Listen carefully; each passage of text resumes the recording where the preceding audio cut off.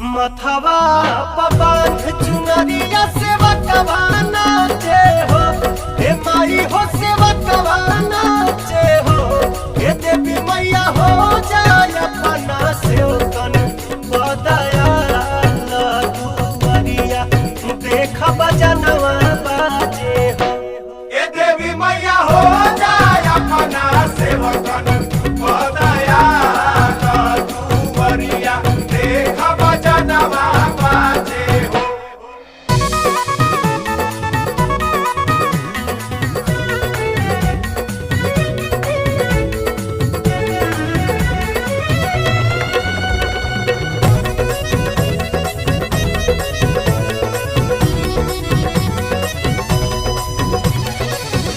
कलसा बैठाई मायरिया सेवा कवाना चे हो, हे माई हो